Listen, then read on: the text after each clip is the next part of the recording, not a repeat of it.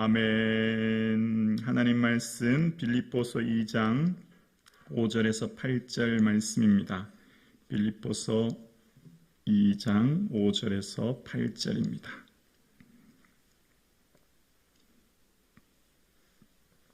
우리 한 목소리로 함께 살아계신 하나님 말씀을 봉독하겠습니다.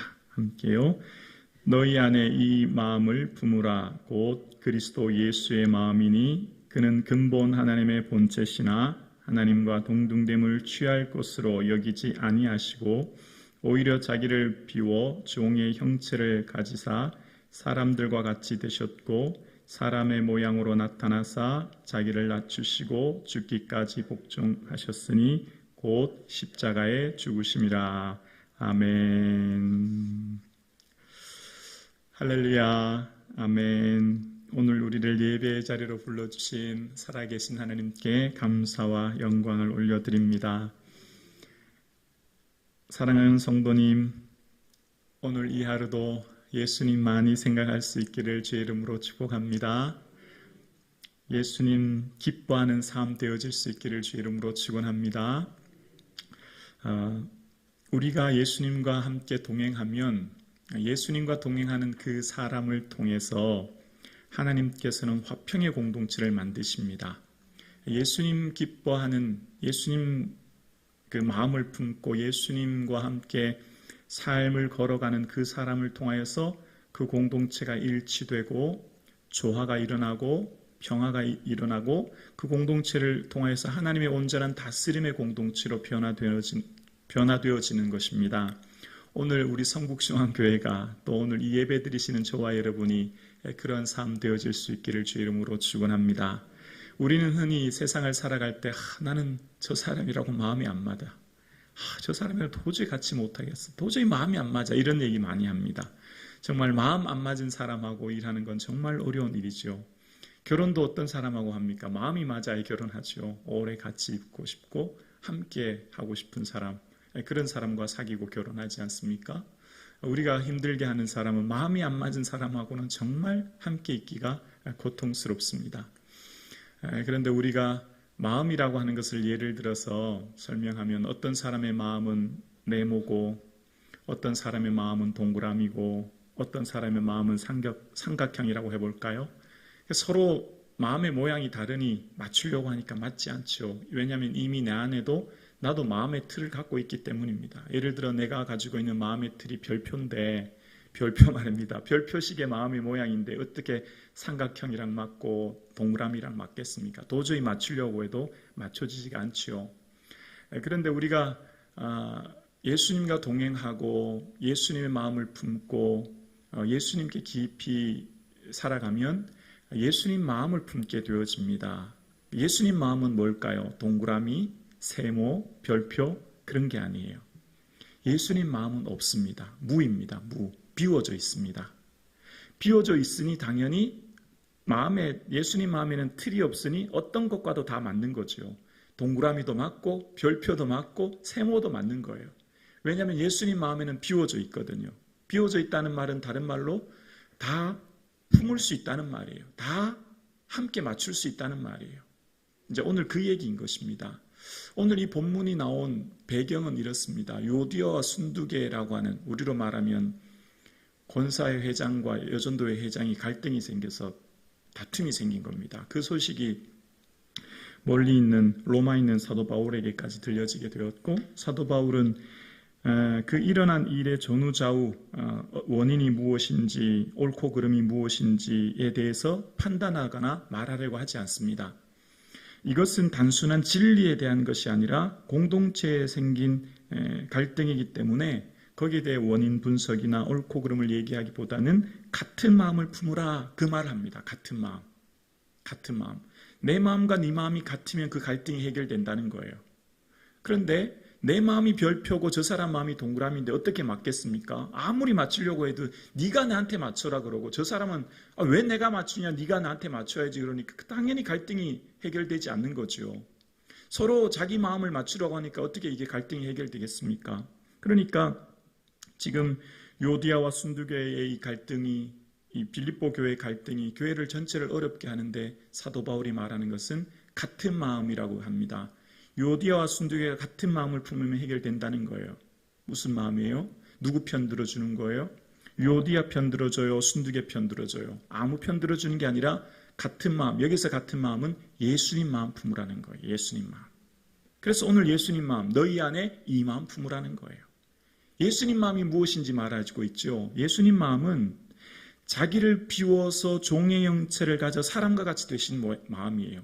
자기를 비운 마음, 자기를 깨끗하게 온전히 비워서 예수님은 모든 것을 품을 수 있는 그 마음이 된 거예요. 여기서 비워라는 말은 이 케노시스 기독론이라고 합니다. 오늘 본문을 비우다라고 합니다. 이런 글이 있더라고요. 항아리를 쓸모있게 하는 것은 도공이 빚는 흙이 아니라 항아리 안에 빈 공간이다라고 하는 말입니다.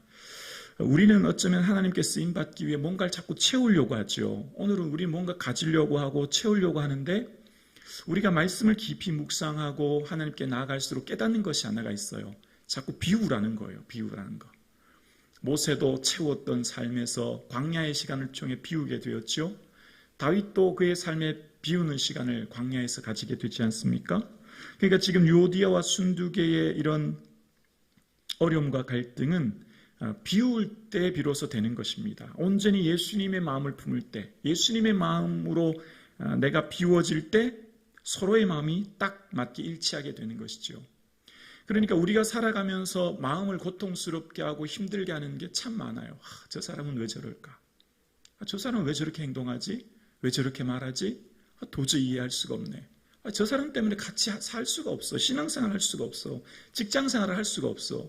내가 도저히 저 사람하고는 어떻게 할 수가 없네? 그럴 때 뭘 생각해야 될까요? 너희 안에 이 마음을 품으라. 예수님 마음 품으라는 거예요. 예수님 마음으로 온전히 자기를 비우라는 거예요. 예수님 안에 자기를 온전히 낮추라는 거예요. 그래서 우리의 삶 가운데서는 믿음의 사람들을 쓸 때 하나님께서는 반드시 비우신 다음에 쓰십니다. 야곱이란 말은 움켜쥐다는 말이지 않습니까? 평생 악착같이 움켜쥐고 모으고 속였든 어쨌든 뭔가를 많이 우겨지는 삶을 삽니다. 그래서 그 스스로를 험악한 세월을 보냈다고 이야기하지 않습니까? 그런데 하나님께서는 그 악착같이 내 힘으로 살려고 채우려고 했던, 내가 뭔가를 가득가득 채우려고 했던 야곱에게 하나님께서는 야복강을 건너게 하시죠. 야복이란 말은 비우다는 의미가 있습니다. 비우다. 비움의 강을 건너게 하시는 것입니다. 그 야복강에서 온전히 주님과 만난 후에 비움의 강을 건넌 후에 그 이름이 이스라엘로, 하나님께서 다스리신다, 하나님께서 이끄신다는 것으로, 내가 비워지고 내가 힘을 빼야 나를 이끌어가지, 내가 힘을 쥐고 있는데 어떻게 하나님 이끌어 가십니까? 나를 온전히 힘을 빼고 나를 낮추고 나를 포기해야 주님이 이끌어 가시죠. 그러니까 우리의 삶의 진짜 문제는 내가 채우려고 하고 내가 하려고 하고 내가 뭔가를 이루려고 하는데 그 문제가 있는지도 몰라요. 그러니까 내가 살아가는 이 세상이 힘들고 어려운 것은 어떤 사람, 그 사람이 나의 마음에 안 맞고 그 사람이 어떤, 그것보다는 내 안에 원인이 있는지 몰라요. 내 안에. 내가 비우지 못해서, 내가 예수님 마음 품지 못해서 우리의 삶에 고통과 갈등이 생기진 않은지를 다시 한번 생각해 보아야 합니다. 그러니까 지금 유오디아와 순두계가 갈등으로 서로가, 교회가 분란이 일어나고 교회를 어렵게 하는 그들에게 예수님 마음 품으라는 겁니다. 그러면 다 해결된다는 거예요. 사랑하는 성도님, 우리가 예수님 마음 품으면 그 공동체가 화평의 공동체가 되는 것입니다.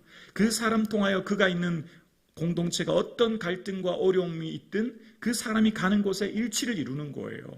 그런 사람이 저와 여러분 되어질 수 있기를 주의 이름으로 축원합니다. 그럴 때 하나님께서는 그를 그냥 두실까요? 예수님께서 온전히 십자가에 죽으셨고 멸시를 받으시고 사람들에게 침뱉음 당하신 예수님, 그렇게 끝난 게 아니지 않습니까? 하나님께서 그를 지극히 높여 모든 이름 위에 뛰어난 이름을 주십니다.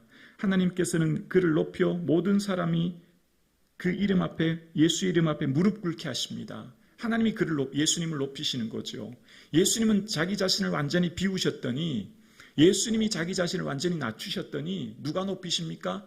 하나님이 높이시는 거예요. 모든 사람, 땅에 있는, 하늘과 땅에 있는 사람, 땅 안에 있는 모든 사람들은 오직 예수의 이름 앞에 무릎 꿇게 하십니다.